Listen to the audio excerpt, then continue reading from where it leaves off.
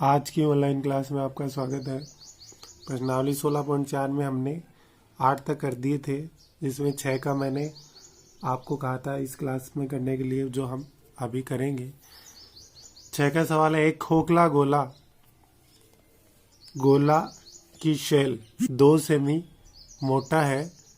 यदि इसकी बाह्य त्रिज्या 8 सेमी है तो इसमें लगी धातु का आयतन ज्ञात कीजिए। एक खोखला गोला है जो 2 सेमी मोटा है, ठीक है, अंदर से पूरा खोखला है, जो इसकी परत है वो 2 सेमी मोटी है, और इसकी बाह्य त्रिज्या हमें दे रखी है 8 सेमी। तो इसमें लगी धातु का आयतन तो बहुत आसानी से हम कर सकते हैं। सबसे पहले हम लिखेंगे आंसर में, खोखले गोले की मोटाई जो हमें दे रखी है कितनी है। खोखले गोले की मोटाई है 2 सेमी। फिर हमें दे रखी इसकी बाह्य त्रिज्या, तो लिखेंगे खोखले गोले की बाह्य त्रिज्या हमें दे रखी है 8 सेमी। अब यदि हमें खोखले गोले की बाह्य त्रिज्या और मोटाई दे रखी तो हम आसानी से इसकी आंतरिक त्रिज्या निकाल सकते हैं। कैसे लिखेंगे, खोखले गोले की आंतरिक त्रिज्या। तो देखो, अगर आंतरिक निकालनी है तो बाह्य त्रिज्या में से मोटाई घटा दो तो आंतरिक आ जाएगी। 8 - 2 आ गई 6 सेमी। इसी प्रकार यदि आपको आंतरिक त्रिज्या दी और मोटाई दे तो आप बाहरी त्रिज्या कैसे निकालोगे, उसमें 2 जोड़ दोगे तब बाहरी त्रिज्या आ जाएगी। जब बाहरी दे रखी है, मोटाई दे रखी, तो आप घटा दो तब आंतरिक आ जाएगी। तो हम लिखेंगे, माना बाह्य त्रिज्या बड़ी होती है, जो मैंने कहा था, बड़ी त्रिज्या को हमेशा R1 तथा आंतरिक त्रिज्या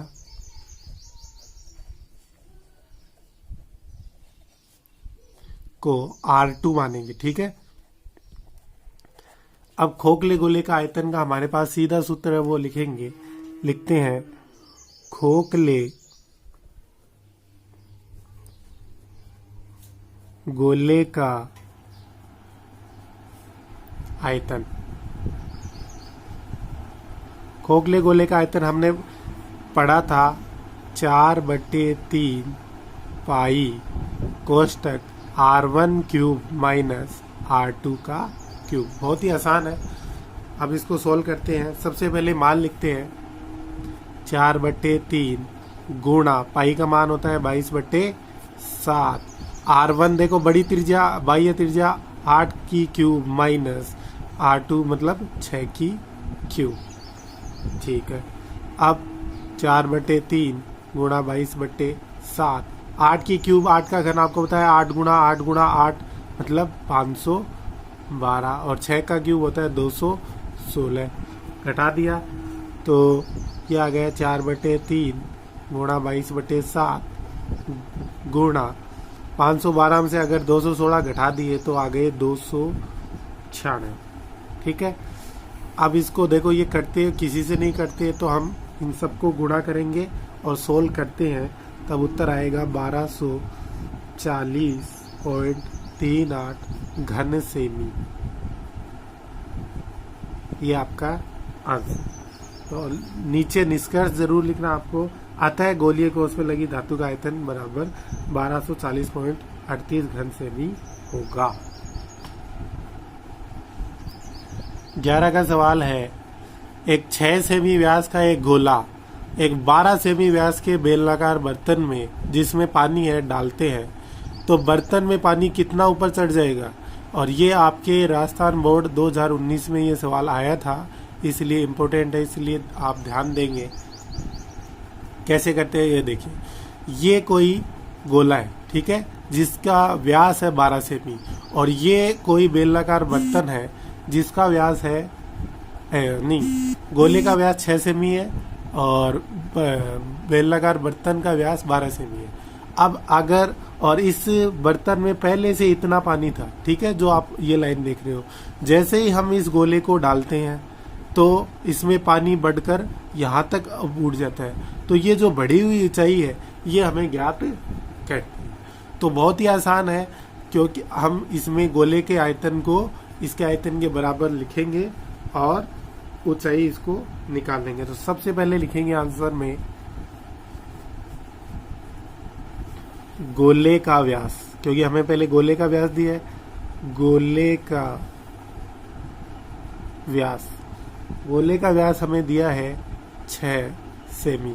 तो आप सबको पता है गोले की त्रिज्या निकाल सकते हैं। गोले की त्रिज्या कितनी हो जाएगी? 6/2 यानी कि 3 सेमी। अब निकालेंगे बेलनाकार बर्तन का व्यास। कितना दिया है? 12 सेमी। तो बेलनाकार बर्तन की त्रिज्या निकाल लेंगे। बेलनाकार बर्तन की त्रिज्या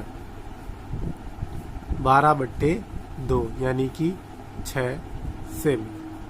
ठीक है, ये निकाल दी।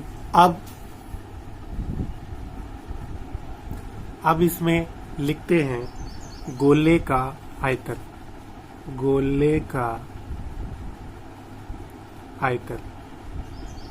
गोले के आयतन का सूत्र आपको पता है, ये होता है 4/3 पाई r क्यूब। मान रखते हैं 4/3 पाई रहने देंगे क्योंकि कटेगा। r क्यूब का मान है 3 की क्यूब, गुणा किया तो 3 की क्यूब होती है। अब पहले इसको सोल्व कर लेते हैं। 4/3 पाई और ये हो गया 3 की क्यूब 27। 3 से 27 को घटा 9 को 4 से किया 36 पाई घन सेमी। ठीक है, अब निकालते हैं बेलन का आयतन। बेलन का आयतन, बेलन के आयतन का सूत्र होता है पाई r स्क्वायर h। ठीक है, और जब इसको गुणा करेंगे, पाई r का मान 6 है, 6 का स्क्वायर गुणा h हमें निकालनी है तो ये गुणा में रहेगी। ठीक है, 6 का स्क्वायर 36 होता है तो ये आ गया 36 पाई h। ये समीकरण 2 और गोले का जो हमने मान निकाला ये समीकरण 1। अब गोले का आयतन उतना ही है जितना पानी ऊपर चढ़ा है। ठीक है, तो हम लिखेंगे समीकरण 1 व 2 से, समीकरण 1 व 2 से गोले का आयतन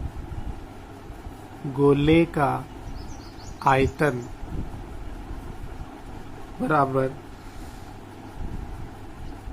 चढ़े हुए पानी का आयतन। तो गोला डालने से, क्योंकि पहले उसमें पानी था, गोला डालने से उस पर ऊंचाई बढ़ गई तो वो जो पानी है वो बेलनाकार रूप में ऊपर बढ़ा है, तो वो आयतन गोले के आयतन के बराबर है। तो हम लिखेंगे गोले का आयतन हमने निकाला था 36 पाई और ये निकाला 36 पाई h का मान निकालना है तो 36 पाई बट्टे 36 पाई, ये जो 36 पाई है ये नीचे आएगा। 36 पाई से 36 पाई कट गया तो h बराबर आपका 1 सेंटीमीटर या 1 सेमी। तो बढ़ी हुई ऊंचाई कितनी है? 1 सेमी। ये आपका आंसर। तो लिखेंगे आता है बर्तन में पानी 1 सेमी चढ़ जाएगा। आज के होमवर्क में आपको प्रश्नावली 16.4 में सवाल नंबर 9 और सवाल नंबर 10 करना है। तो सवाल नंबर 9 देखते हैं।